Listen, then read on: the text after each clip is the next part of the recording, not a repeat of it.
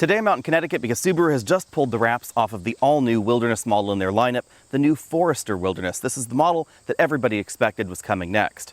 As with the Subaru Outback Wilderness, the changes are a combination of cosmetic changes up front and around the vehicle, as well as hardware changes to make this the most off-road capable Forester that they've ever built. Let's take a quick look around the car here.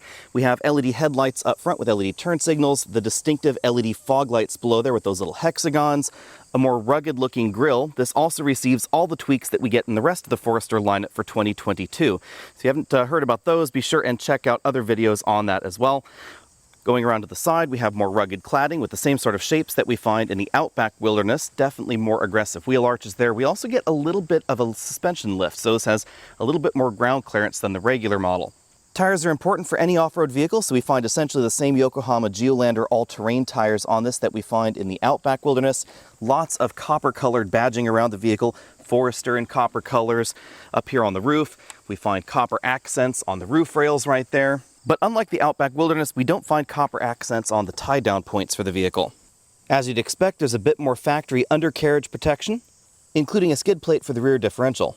Now, under the hood, the one thing you won't find in the new Forester Wilderness is the turbocharged engine from the Outback Wilderness, and that's because this is going to be a lot less expensive than the Outback. So under here, we find the same 2.5-liter boxer engine that we find in the regular Forester, with a few tweaks just for the Wilderness model. Power still comes in at 182 horsepower, and a continuously variable automatic transmission is still the only transmission offered. The big change under here is that we now have the final drive ratio and rear differential from the Subaru Outback Wilderness, of course the Subaru Ascent as well. That gives this greater torque multiplication, so you can put more power to the ground in those low speed situations, especially for crawling or going up some steeper inclines, and it should make this the fastest version of the Forester sold in the United States as well. On the downside, it's likely going to have a slight impact on fuel economy. Continuing around to the rear, we find the same subtle changes that we see in the rest of the Forester lineup for 2022. There's a Subaru Forester Wilderness badge right there. And then below that we have a single exhaust tip. One interesting touch for the Wilderness trim is that we get some black accented trim right here around the hatch. It's kind of an interesting touch. It circles the rear window completely. So if I go in for a close look here, you can see this has sort of a golf ball, I guess, pucker pattern right there, whatever you'd call that. And then that goes around there through the taillights, all the way across to the other side, and then back around to the top.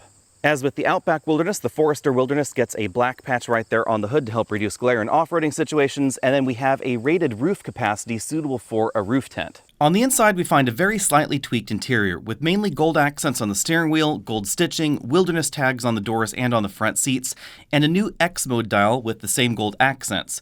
The software for X mode is a little bit different in the Wilderness than in the rest of the Forester lineup. In this vehicle, it stays active at higher speeds, whereas in regular Forester models, it'll discontinue at around 25 miles an hour. As with the Outback Wilderness, the upholstery is imitation leather with a hex pattern on the seat facings, reminiscent of a honeycomb.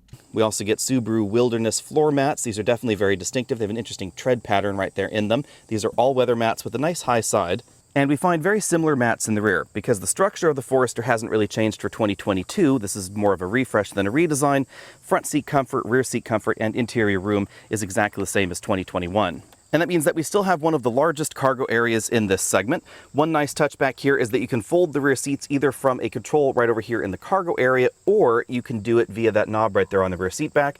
The rear seats also have a pretty decent recline to them, and that's why this tonneau cover, this cargo cover right here, actually has this separate section so that way you can help cover your cargo right there when the seats are in their most forward position. It's a roller style cargo cover.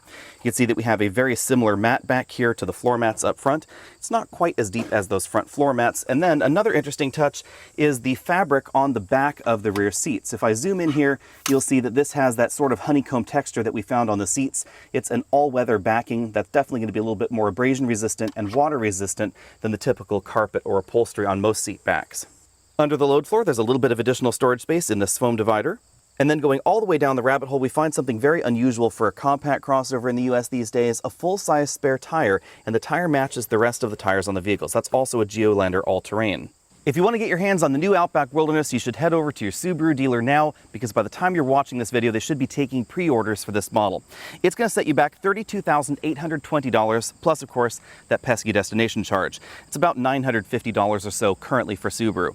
There's also an $1,800 option package available. This one appears to have that particular option that gets you reverse auto braking, the Harman Kardon audio system, built-in GPS, the navigation software there, and the power liftgate. That's probably an option that I would select, and that means that this Forester is definitely definitely going to be less expensive than the Outback Wilderness. So if you want a lot of the wilderness treatment, you want the off-road capability, but you don't need the extra power or the extra comfort features, you might want to take a look at the Forester Wilderness. The Outback Wilderness, like this Forester Wilderness, is not a rock crawler. They're not trying to be. Instead, these are trying to be the perfect vehicle for someone that's very outdoorsy, likes outdoor adventure, and they want something that they can daily drive to the office without any compromise. That's exactly what we're going to be seeing in this. Be sure and let me know what you think about that down there in the comments section. And of course, stay tuned because I will have a full review of the new Forester Wilderness coming just as soon as possible. I'll see all of you later.